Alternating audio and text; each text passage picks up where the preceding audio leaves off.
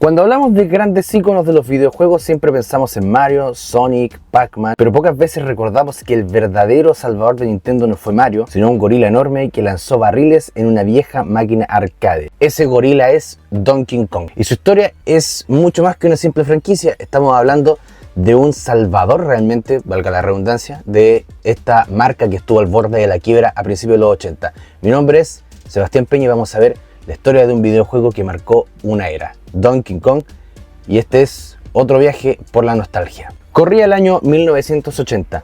Nintendo, que hasta hacía poco fabricaba cartas Hanafuda y juguetes, intentaba abrirse paso en el mercado norteamericano. Apostaron fuerte por un juego llamado Raider Scope, un clan de shooters especiales como Space Invaders o Galaxian. El problema: cuando el título llegó a los Estados Unidos, el mercado ya estaba saturado con naves espaciales. Las máquinas no se vendían y cientos quedaron acumulando polvo en almacenes. Nintendo of America estuvo a un paso de la bancarrota. Fue entonces cuando un joven diseñador japonés casi desconocido en ese momento entró en escena, Shigeru Miyamoto. Supervisado por el legendario Gunpei Yokoi, Miyamoto recibió una misión titánica: diseñar un juego nuevo que pudiera usar placas sobrantes de Raider Scope. Miyamoto pensó primero en un videojuego basado en Popeye, con Popeye, Oliva y Brutus como protagonistas, pero al no conseguir la licencia tuvo que improvisar. Popeye se transformó en un carpintero bajito llamado Jumpman, que más tarde se conocería como Mario. Olivia pasó a llamarse Pauline y Brutus se convirtió en Donkey Kong, un gorila obstinado y carismático. El resultado fue Donkey Kong, lanzado en 1981, un arcade donde el jugador debía saltar, esquivar barriles y trepar andamios para rescatar a Pauline del enorme gorila. Fue uno de los primeros videojuegos en contar con una historia dentro del propio juego y presentaba mecánicas que más tarde definirían a toda una generación, el de plataformas, y el éxito fue de inmediato. La máquina arrasó en Japón, Europa y sobre todo en los Estados Unidos, donde Nintendo pasó de la ruina a las grandes ligas. Y ese gorila finalmente no solo rescató a Pauline, sino que también a la franquicia completa de Nintendo. El éxito fue tan grande que Nintendo no tardó en sacar secuelas. En 1982 apareció Donkey Kong Jr., que cambiaba las reglas del juego. Ahora controlábamos al hijo del gorila tratando de liberar a Donkey Kong, que había sido capturado por Mario, y que fue la primera y única vez que Mario fue oficialmente un villano. Un año después, en 1983, llegó Donkey Kong 3. Esta vez el protagonista no era ni Mario ni un simio, sino que un exterminador llamado Stanley, que debía usar insecticida para ahuyentar al gorila y a los enjambres de abejas. El título fue experimental, pero no logró el mismo impacto. Nintendo incluso probó un spin-off educativo, Donkey Kong Jr. Math. La idea era aprender matemáticas mientras se jugaba, pero digamos que los niños preferían saltar barriles a resolver suma y resta. En paralelo, Nintendo enfrentó una demanda de Universal Studios, quien acusaba al juego de copiar a King Kong. La compañía japonesa contraatacó y demostró que los derechos de King Kong estaban en dominio público. No solo ganaron el juicio, sino que la victoria legal dio más confianza y proyección internacional a Nintendo. Después de este furor inicial, Donkey Kong desapareció de los reflectores. Nintendo se enfocó en hacer brillar a Mario en la NES y la recién llegada Super Mario Bros., que revolucionó a los videojuegos. Donkey Kong quedó relegado a cameos en juegos como Punch Out y colecciones menores. Sin embargo, el gorila no estaba muerto. Andaba de parranda. En 1994 para Game Boy, Nintendo lanzó un título llamado simplemente Donkey Kong. Al principio parecía un remake del arcade original, pero tras los primeros niveles se revelaba como un juego gigantesco con más de 100 fases, nuevos movimientos como saltos mortales y llaves para abrir puertas. Fue un regreso inesperado, pero muy celebrado. Y la Super Nintendo lanza, que yo diría que fue una de las de la trilogía, digamos, de videojuegos de Donkey Kong más exitosa, que fueron... los vamos a ver enseguida.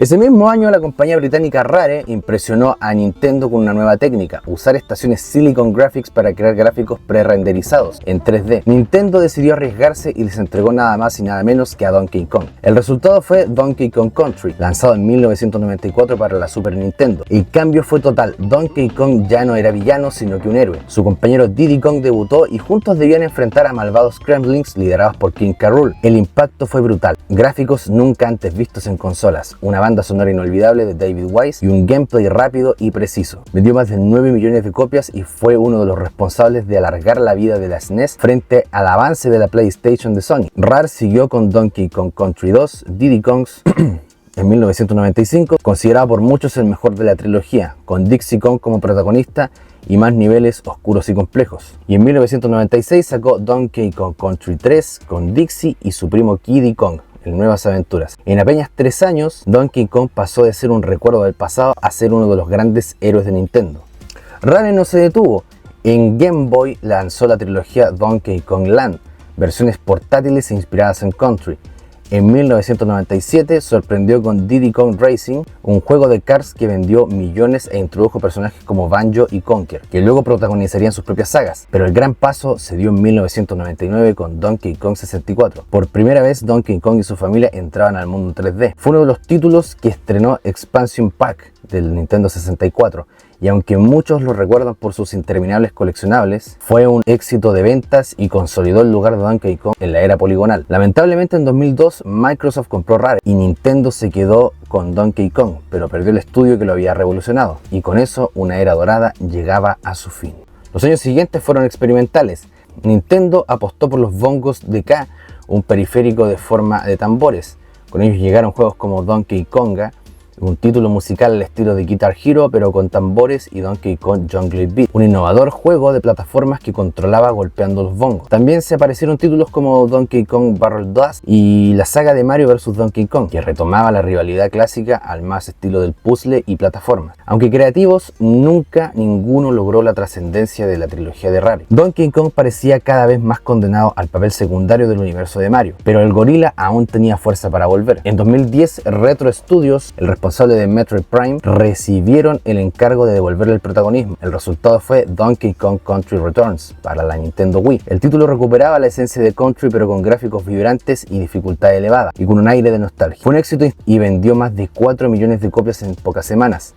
En 2014 llegó su secuela, Donkey Kong Country Tropical Freeze, para la Nintendo Wii U, considerado por muchos como una obra maestra de las plataformas, con niveles espectaculares, con la música de David Weiss, y fue avalado por la crítica, aunque bajas ventas en la Wii le impidieron alcanzar más público. Con su relanzamiento en Nintendo Switch de 2018, Tropical Freeze se convirtió en un clásico que merecía ser. Después de Tropical Freeze, Nintendo mantuvo al gorila en un segundo plano. Hubo cameos en Mario Kart, Super Smash Bros. Y colecciones retro, pero ningún gran título nuevo. Durante años circularon rumores sobre un Donkey Kong en 3D para la Nintendo Switch e incluso desarrollado por el equipo de Super Mario Odyssey, pero nunca se materializó. Los fans tuvieron que esperar más de una década para volver a tener un título importante del gorila. Finalmente, en 2025 Nintendo rompió el silencio con el anuncio de Donkey Kong Bonanza, el primer juego en 3D del gorila desde Donkey Kong 64. Promete mundos abiertos, exploración y un regreso triunfal de la familia Kong en Nintendo Switch 2. Para muchos será un verdadero renacimiento de la franquicia después de años de espera. Y esperemos que sí. Yo de hecho me gustaría hacer no sé si un gameplay de eso, pero sería interesante, la verdad. Sería interesante. Hace tiempo que no lo juego. Yo disfruté mucho de este juego en mi juventud. Y la verdad, espero de corazón, bueno, acá en la caja de los comentarios igual díganme sus impresiones sobre la franquicia. Yo no jugué todos los juegos de Donkey Kong, yo jugué solamente los 3 más conocidos, digamos, que fueron los que hizo Rare. Donkey Kong no se quedó solo en las consolas. Entre 1997 y 2000 tenía su propia serie animada, El País de Donkey Kong. Sus personajes han estado en Mario Party, Mario Kart, Mario Tennis, Mario y Sonic en los Juegos Olímpicos y por supuesto Super Smash Bros. También tiene presencia en los cómics, merchandising, juguetes y hasta en parques temáticos de Super Nintendo World, donde cuenta con su propia zona temática. En 2021 la franquicia había vendido más de 65 millones de copias en todo el mundo. Desde los barriles del arcade en 1981 hasta mundos tridimensionales en 2025, Donkey Kong ha sido mucho más que un gorila pícaro. Ha sido el héroe, villano, ícono cultural, protagonista de experimentos extraños y un símbolo de épocas enteras de Nintendo. Un personaje que no solo rescató a Pauline en aquel andamio, sino que también rescató a Nintendo y la quiebra y cimentó sus bases en toda su historia. Si te gustan las figuras 3D, entonces KFB Impresión 3D es el lugar donde las ideas se convierten en realidad. Aquí no solo se imprimen figuras, se crean recuerdos, detalles únicos y piezas personalizadas para cada persona. Desde personajes coleccionables hasta repuestos y diseños exclusivos, todo hecho con precisión y con dedicación. Lo mejor es que están aquí mismo en la ciudad de Osorno con entregas rápidas y una atención que se nota hecha a mano, al igual que sus creaciones. Si lo puedes imaginar, ellos lo pueden imprimir. KFB Impresión 3D, imagina, ellos crean. Y para mayor información los puedes encontrar en la página de Instagram que encontrarás en la caja de los comentarios de este video. Que estén muy bien y hasta luego. Y bien amigos, hasta aquí el video, la verdad. Vuelvo y repito, si ustedes tienen recuerdos, impresiones o lo que sea, por favor déjenlo acá en la caja de los comentarios, háganmelo saber. Si hay algún dato, oye, se movió un poco el trípode.